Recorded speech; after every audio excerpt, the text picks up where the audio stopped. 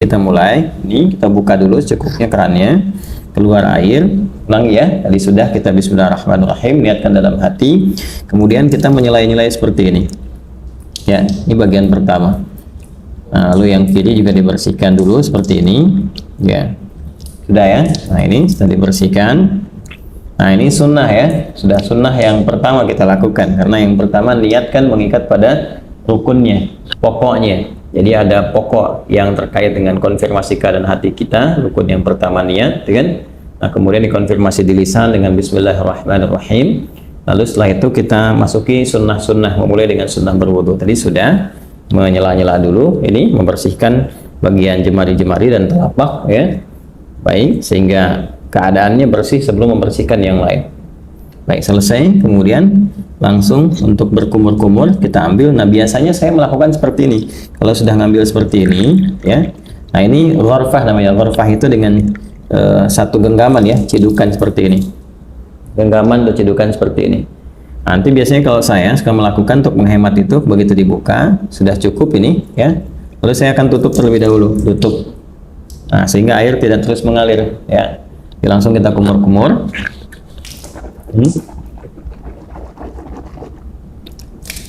Baik, saya ingin terangkan terlebih dahulu. Di saat mengumur-umur itu namanya tamadad ya, tamadad.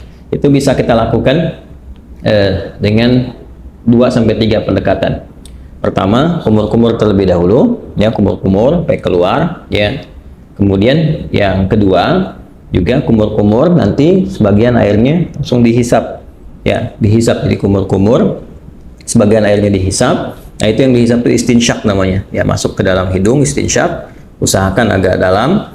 Nah, nanti kemudian kita keluarkan disebut istinthar namanya ya. Ini bagian yang kedua, kumur-kumur ya. Kemudian yang pertama, yang keduanya itu sambil dihisap, baru nanti istinsyak ini, kalau istinthar dikeluarkan. Ada nanti sedikit saja ya, bisa tambahan kalau menggunakan siwak ya, untuk bisa membersihkan itu. Ya, jadi bisa saja. Kemudian kalau memang tidak ada itu, bisa gunakan bagian jari yang dianggap bersih. Ya, tadi kan sudah dibersihkan. Untuk membersihkan kalau ada sisa makanan yang kalau tidak ada siwak dengan kayu tertentu atau sikat gigi, Anda bisa gunakan bagian jari yang dianggap sesuai untuk membersihkan kalau ada sisa makanan di sini yang tidak cukup dengan kumur-kumur. Ya, saya ambil contoh begini misalnya. Ini buka seperti ini ya. Lalu kita mulai ya. Lalu kita tutup dulu ininya ya, seperti ini.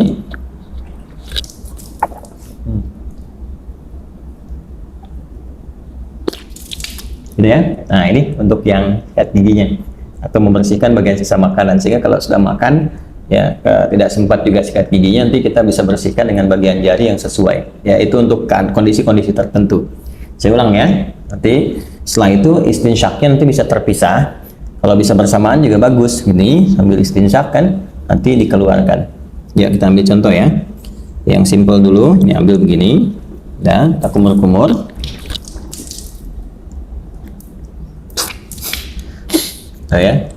Nah, baik, kita contohkan ya, sekali lagi ya. Jadi teman-teman sekalian bisa, tadi kan sudah ya untuk kumur-kumur sambil dibersihkan bagian giginya. Nah, kemudian yang kedua kita ambil untuk maksimalkan istinsyak dengan istintharnya. Jadi kumur-kumur lagi sambil dihirup ya ke hidung. Ya, dari buang. Nah, ini bisa berkumur-kumur sambil dihirup, atau kalau mau kumur-kumur dulu buang, nanti bisa untuk istinsyak dan istintharnya terpisah ya. Ya, kita ambil misalnya contoh untuk yang kalau terpisah begini, kumur-kumur ya. Kalau mau dihirup ke hidungnya terpisah, kita ambil lagi ya kan, seperti ini. Nah, itu ya. Nah, ini manfaatnya kalau dipisah ini kayak semacam ada pilek ya, pilek atau virus tertentu berkumpul. Nah, ini biasanya lebih spesifik untuk membersihkan wilayah hidung, sehingga ketika ditekan itu istintharnya ini bisa dipijit salah satunya bergantian untuk dikeluarkan ya, sehingga kotoran yang ada di hidung itu bisa keluar ya. Kalau dalam kondisi normal biasa bisa langsung Anda hisap saja, dihirup ya, bukan dihirup ke hidung. Jadi sambil kumur-kumur dihirup ke hidung, jadi bisa dikeluarkan secara bersamaan atau di hidung terlebih dahulu bisa, karena tidak ada aturan spesifik mana yang didahulukan, apakah di mulut dulu atau di hidung dulu. Jadi kalau Anda ingin keluarkan yang di hidung dulu boleh, misal begini ya. kurang lebih demikian, ya. Atau yang di mulut dulu, baru di hidung, nggak ada masalah. Tergantung kondisional saja, karena sifatnya tamadmad dulu, baru istinsyak. Itu yang urutannya. Jadi kumur-kumur dulu, baru dihirup. Adapun cara mengeluarkan tidak spesifik diatur. Ya, tapi kalau ingin berurutan boleh dari mulut keluar, baru hidung. Terus kalau kondisi ingin membersihkan spesifik khusus, boleh dipisahkan. Kumur-kumur, ya, kemudian dilepas, baru kemudian khusus untuk yang hidung untuk memudahkan yang di dalam itu keluar. Hikmahnya kan mengeluarkan yang kotor. Jelas ya? Baik. Bisa dipahami ya, teman-teman sekalian? Nah, jadi itu untuk yang pertama, kumur-kumur. Sekali lagi, buka kerannya. Saya ulang ya. Kerannya buka. Ambil air ghorfah namanya, segenggaman seperti ini. Ya, kemudian kalau sudah cukup, tutup ini supaya tidak mubazir. Kumur-kumur. Ya, jelas ya. Nah, baru kemudian dicuci kembali, disiapkan. Nah, ini kalau sekali cukup sudah. Kalau diperlukan 2 kali, 2 kali, 3 kali, 3 kali. Ya. Dan ini tadi penggunaan jemari sekali lagi ya untuk menegaskan atau menghilangkan bagian bekas-bekas kalau ada makanan dan sebagainya yang kalau sekiranya tidak memungkinkan untuk gosok gigi atau membersihkan. Jelas ya? Baik, lanjut. Dari sini saya tes air dulu. Kemudian kita buka kembali. Nah, sekarang masuk ke bagian yang pokok. Ya, buka lagi, masuk gini, bagian yang pokok, tutup, baru ke wajah. Nah, ini yang ingin saya contohkan, bagian pokok yang paling utama itu. Ini ghasala itu ambil airnya, tumpahkan di wajah begini. Ini lihat ya yang telunjuk gini. Oh, seperti ini. Nah, ini bagian jempol yang di sini belakang. Kemudian langsung ke bawah. Nah, ini yang diselai-selai di janggutnya. Ya. Maksudnya apa? Supaya meresap air ke pori-pori karena melewati janggut dalam sini. Kalau nggak ada janggutnya bisa langsung dibasuh ke dagu ya, di sini. Nah, jadi ini satu, kalau dirasakan belum cukup keseluruhannya, ambil lagi begini. Ya. Terus seperti ini. Kemudian tutup dulu. Ya. Terus seperti ini. Ya. Saya kira 2 kali juga bisa cukup ya. Seperti ini. Ya. Nah, ini nanti ada versi yang sekali itu versinya Ibnu Abbas radhiyallahu taala anhuma yang menyontoh praktek Nabi yang pernah menggunakan sekali. Itu kalau di Al-Bukhari, subtopik yang ke-21, maratan ya. Babul wudu, judulnya itu Babul wudu maratan. Bab pembahasan tentang wudu yang sekali basuh ya. Kemudian nanti yang versi yang keduanya, subtopik 22, itu yang versinya Abdullah bin Zaid. Babul wudu marrataini, 2 kali. Ya, kemudian versi yang Utsman bin Affan radhiyallahu taala anhu yaitu yang subtopik 23. Itu yang 3 kali, talatan. Nah, versi yang dimaksudkan itu adalah pengalaman sahabat-sahabat mulia ini melihat wudunya Nabi untuk memanfaatkan air dan juga terkait dengan luasan cakupan ya, apakah tercakup nggak dengan air itu kepada bagian-bagian yang harus dibasuh atau diusap dalam wudu itu. Prinsipnya demikian. Jadi boleh sekali-sekali, 2 kali, atau 3 kali, dan mendahulukan yang kanan. Ingat ya, mendahulukan yang kanan. Ada namanya subbab yang pernah juga saya utarakan, yang nomor 31 subtopiknya babut tayammun. Ya, tentang tayammun ketika Nabi mengajarkan Ummu Atiyah radhiyallahu taala anha bagaimana mendahulukan yang kanan. Jadi kanan dulu, baru kemudian kiri. Nah, ini tentang kanan dulu kemudian yang kiri juga akan masuk setelah ini.